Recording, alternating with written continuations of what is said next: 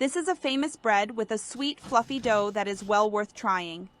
To make it, you'll need a dessert spoon of dry biological yeast, 5 tablespoons of sugar, a cup of unleavened wheat flour,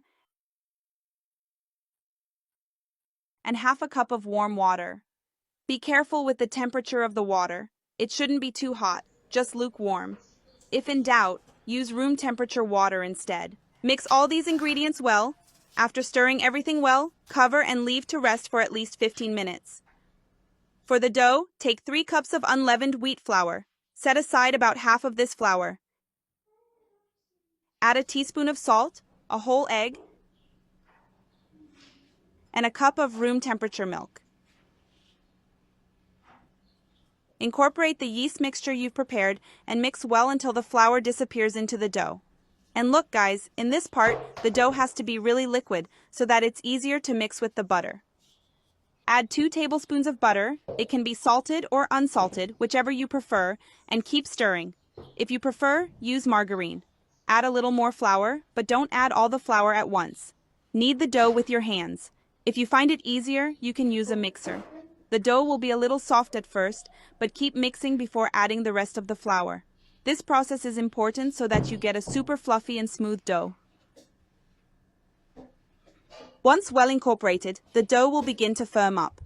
After working with the dough for about 2 minutes, add the rest of the flour. Continue kneading until the dough is very soft, but still a little sticky. It should be soft and a little sticky. Leave the dough to rest for 30 to 40 minutes or until it has doubled in size. Cover the dough so it doesn't dry out. After the resting time, the dough should have risen a lot.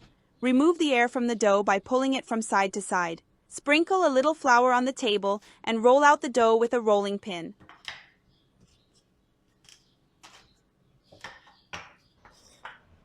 Once open, roll it up into a snail.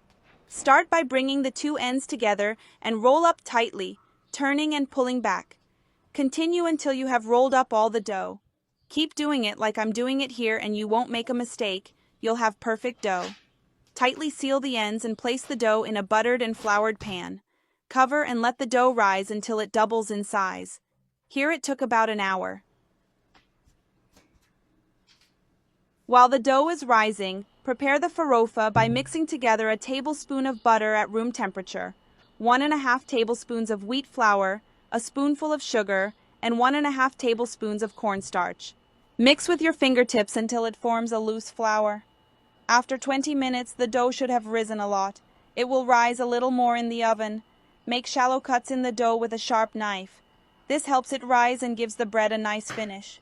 And don't forget to leave us a rating from 0 to 10. Your opinion is very important to us. Spread a mixture of egg yolk and 2 dessert spoons of water over the dough. The egg yolk will help to hold the farofa you've prepared. Sprinkle the farofa over the dough.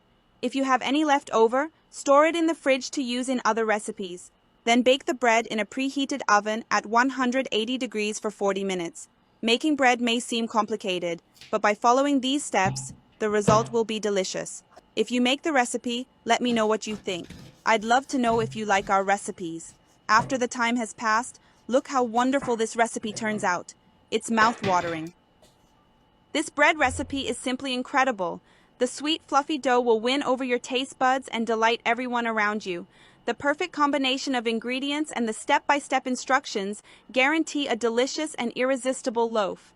And that's all there is to it. I really hope you enjoyed it. Cheers and see you in the next video.